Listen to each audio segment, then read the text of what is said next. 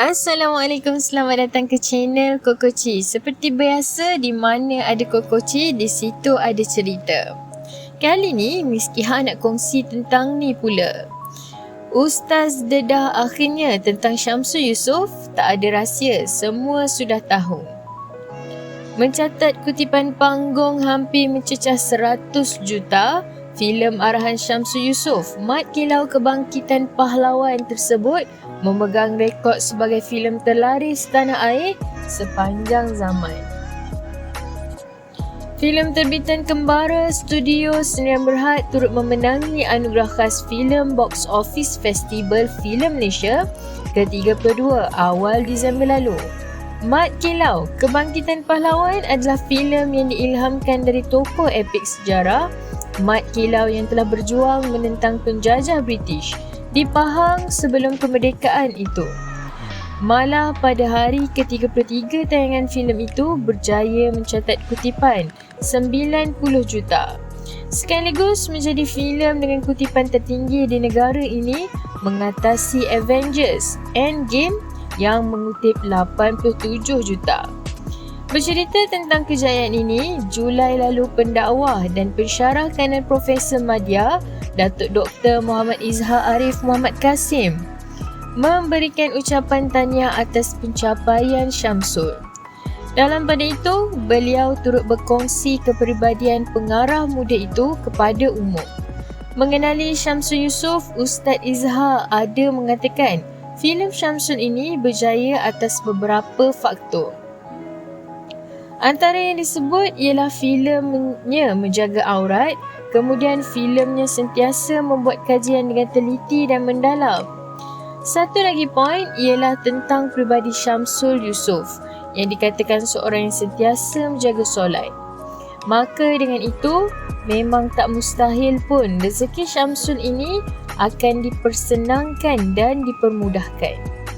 Namun begitu ramai netizen dilihat kurang senang, Ustaz Izhar cuba mengangkat Syamsul Yusof sebagai role model, walhal diketahui sedang terpalit dengan isu rumah tangga dengan kehadiran orang ketiga.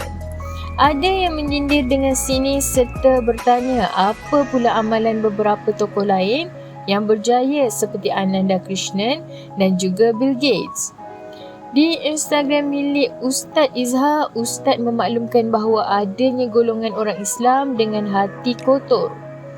Maka tidak pelik ada sifat dengki dan hasad terhadap kejayaan orang lain. Ustaz Izhar juga mempersoalkan kembali bagaimana golongan Melayu Islam hendak berjaya jika terdapat golongan seperti ini.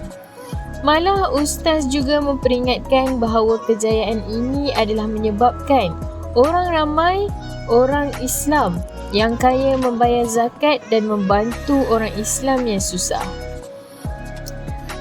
Ustaz Izhar mengakhiri captionnya dengan menyatakan bahawa rakyat Malaysia termasuk DYMM, Tuanku Sultan Selangor, Pemansuri dan para pemimpin negara menyokong hasil karya anak bangsa demi menyedarkan generasi muda tentang betapa pentingnya perpaduan demi memelihara agama, bangsa dan negara. Diulangi, artikel ini diambil dari artikel berkenaan. Sebagai penggemar media hiburan, harus berhati-hati dalam memilih sesuatu isu. Kami tidak bertanggungjawab kerana pihak kami tidak tahu kesahihan berita yang dikeluarkan. Jangan meletakkan kepercayaan penuh dan membuat spekulasi atas perkara yang kita tidak pasti. Menghayati hiburan boleh, jangan sampai kita melibatkan diri dengan fitnah dan buka aib mereka. Ya, kejap-kejap. Nak lihat apa seterusnya? Subscribe dulu, okey? Okey, sedikit ya. Janji. Okey. 1, 2, 3. Okey, subscribe. Terima kasih. Jangan main-main dengan sumpahan mulut aku.